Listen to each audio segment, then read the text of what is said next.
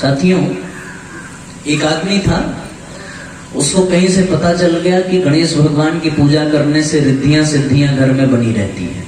आप लोग भी पूजा करते होंगे ना गणेश भगवान की। वो व्यक्ति बड़े ही भाव से गणेश भगवान की पूजा करने लगा। 1 महीने किया, 2 महीने किया, उसको कोई लाभ नहीं मिला। तो गणेश भगवान के बाद लक्ष्मी जी का नंबर आता है। किसी ने कहा धन की देवी लक्ष्मी है, लक्ष्मी जी की पूजा करें। अब वो लक्ष्मी जी को लेकर के आया, धूप बत्ती जलाया तो हवा की वजह से धुआं जो है वो लक्ष्मी जी की तरफ ना जाकर के गणेश जी की तरफ जाने लगा। उसको बहुत गुस्सा आया कि मैं 2 महीने से पूजा कर रहा था और अब अगरबत्ती का धुआं आपकी तरफ नहीं जाने दूंगा। उसने 2 फूल उठाए और फूल उठा करके गणेश जी की नाक में घुसेड़ दिया और ये कह दिया कि ये धुआं आपको नहीं मिलेगा। इतना कहना भर था कि गणेश जी प्रकट हो गए। उसने पूछा कि आज तक क्यों नहीं प्रकट हुए? बोले आज तक तुम मुझे सिर्फ मूर्ति समझ रहे थे और आज जब तुमने मेरे नाक में वो फूल दिया तो तुम्हें ये एहसास हुआ कि मैं सचमुच यहाँ बैठा हूँ। आज तुम्हें ये विश्वास हुआ। तो जब इस तरह की श्रद्धा हो जाए, इस तरह का विश्वास हो जाए और मन में ये बात बैठ जाए कि भगवान हमारे साथ बैठा हुआ है, या हम जिसको अपना आराध्य मानते हैं, जिसको अपना इष्ट मानते हैं, वो हमें देख रहा है, हमारे साथ बैठा हुआ है, हमारी बातों को सुन रहा है। साथियों, जब ये विश्वास मन में जम जाता है तो वास्तव में हमें लाभ मिलना प्रारंभ हो जाता है। इसलिए पूरी तन्मयता के साथ, पूरे विश्वास के साथ, इस संकल्प के साथ कि हम जितनी देर यहाँ बैठेंगे पूरे मनोयोग से बैठेंगे, आपस में कोई बातचीत नहीं करेंगे, पूरी गंभीरता के साथ बैठेंगे और बहुत ही सुखद संयोग बना है सत्संग का। एक बहुत लंबे समय की यात्रा पूरी करने के बाद हम सबके जीवन में इस तरह का सत्संग आया होगा, क्योंकि पिछले कुछ महीनों से कोविड-19 की वजह से चारों तरफ निराशा, हताशा, आक्रामकता, भय ही व्याप्त दिखाई पड़ रहा है। पर अब एक नई ऊर्जा का संचार, एक नया संयोग बनने जा रहा है कि हम सब एक साथ एकत्रित होकर के कम से कम भगवान का स्मरण और गुणगान कर सकें। तो इसलिए पूरी तन्मयता के साथ, पूरी गंभीरता के साथ और पूरे श्रद्धा और विश्वास के साथ यहाँ बैठने की आवश्यकता है। ऐसा करने से साथियों हम सबको पूर्ण लाभ मिलेगा और उस लाभ को प्राप्त करके हम सभी अपने इस क्षण को, अपने जीवन को धन्य बना सकेंगे। ये वातावरण बहुत ही पवित्र है।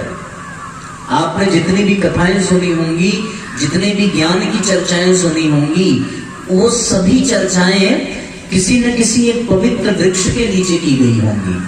आपने सुना है ना, भागवत की चर्चा भी बहुत बड़े वटवृक्ष के नीचे सनत कुमार इत्यादि बैठे हैं, सुखदेव मुनि बैठे रहते हैं और फिर वो सभी ऋषियों को सुनाते हैं।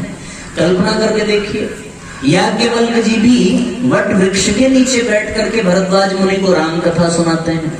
जितनी भी पवित्र और ज्ञान की चर्चाएं तीर्थों में होती हैं, पवित्र क्षेत्रों में होती हैं, वो किसी पवित्र वृक्ष के नीचे होती हैं और पवित्र प्रांगण में होती हैं।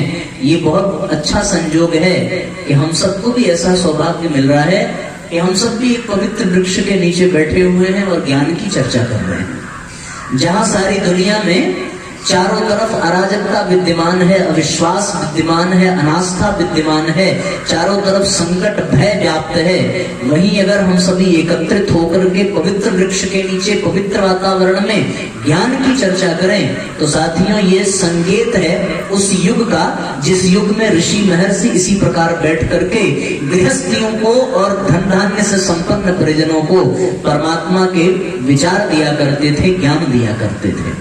आज वैसा ही संयोग हम सबके भी जीवन में आया है। तो इसी भाव के साथ यहाँ पर एकत्रित होकर बैठने की आवश्यकता है। यदि आप पूरी मनोयोग, पूरी तन्मयता के साथ बैठे रहे तो आप ये भूल जाएंगे कि आप जमीन पर बैठे हैं। आप ये भूल जाएंगे कि आप बिना कुछ खाए पिए बैठे हैं।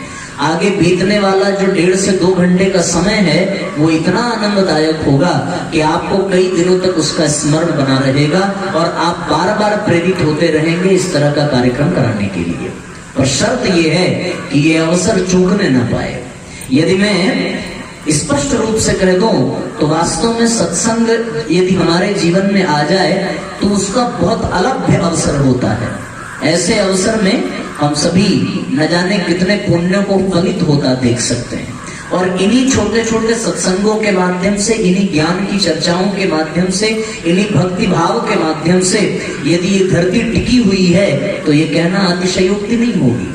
हम सब यदि अपनी भावनाओं को, अपनी विचारणाओं को, अपने मन को पवित्र बना करके और आनंददायक स्थिति में इस तरह से श्रेष्ठ विचारों का सानिध्य करें तो साथियों स्वर्ग इसी को कहा जा सकता है, जब हम निश्चिंत होकर के अपने जीवन का प्रत्येक क्षण बिता सकें। बहुत आनंद आने वाला है। इसलिए सभी एक साथ एक स्वर में गायत्री महामंत्र का उच्चारण करेंगे और परमात्मा को धन्यवाद करेंगे कि हे परमात्मा, आपने हम सबको सद्बुद्धि दी, सन्मार्ग दिखाया कि हम ऐसे कार्यक्रम के साक्षी बन रहे हैं जिस सत्संग को पाने के लिए देवता भी तरसते हैं, और उस सत्संग को हम सभी यहाँ प्राप्त कर रहे हैं। तो ये परम सौभाग्य की बात है। इसलिए अपने नेत्रों को बंद करें, अपने अपने भगवान को स्मरण करें, भगवान सविता का स्मरण करें और भाव करें कि हमें इसी प्रकार सद्बुद्धि और सन्मार्ग की प्रेरणा देते रहें और हम सब अपने जीवन को श्रेष्ठ कार्यों में, सत्कार्यों में, सत्कर्मों में लगा सकें, हमारे जीवन का उद्देश्य पूरा हो सके। आइए साथ साथ गायत्री मंत्र बोलने की कृपा करेंगे।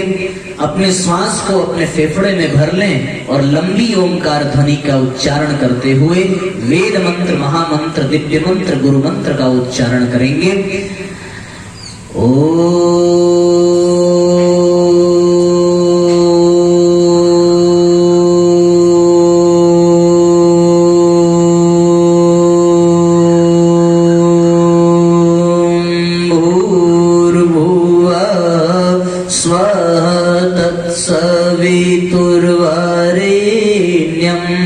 भर्गो देवस्य धीमहि धियो यो नः प्रचोदयात्।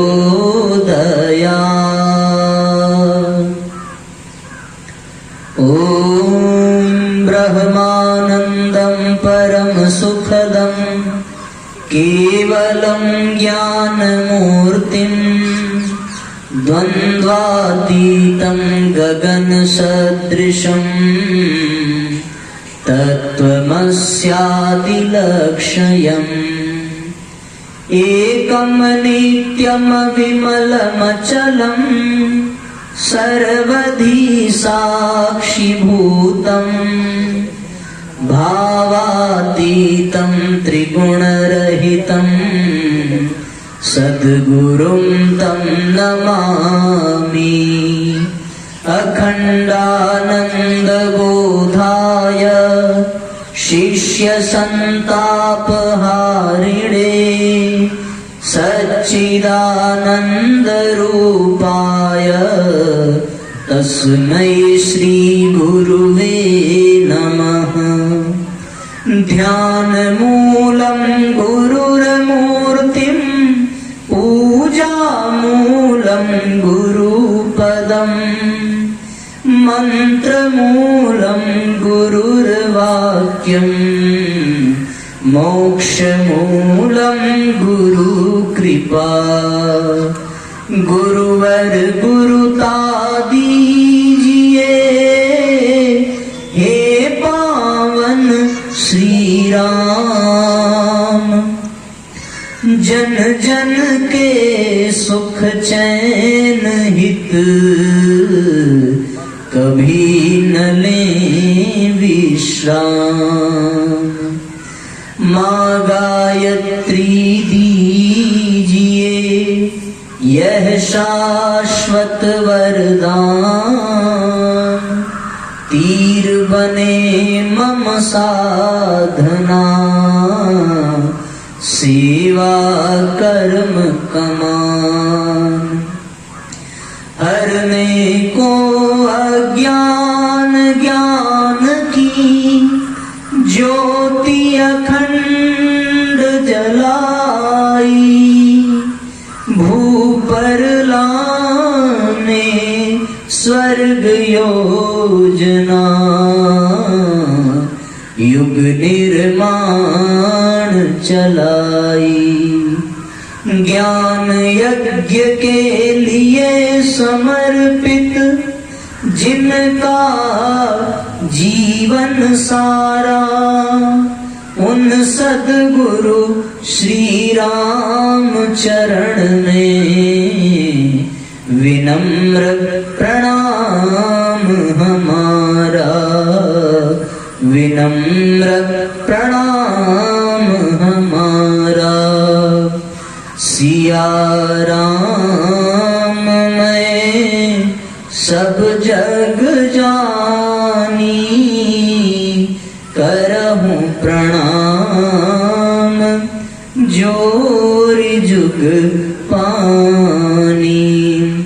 मंगल भवन अमंगल हारी, द्रवंश दशरथ अजीर बिहारी। बोलिए परम पूज्य गुरुदेव की। थोड़ी जोरदार जयकारा लगाओ। गांव वाले तो बहुत चिल्लाते हैं, शहर वाले चुपचाप रहते हैं, आपको तो जोरदार जयकारा लगाना चाहिए। दोनों हाथ ऊपर उठा करके बोलिए एक साथ। बोलिए गायत्री माता की, बोलिए बाबा विश्वनाथ की, बोलिए यज्ञ भगवान की। नमः पार्वती पतये।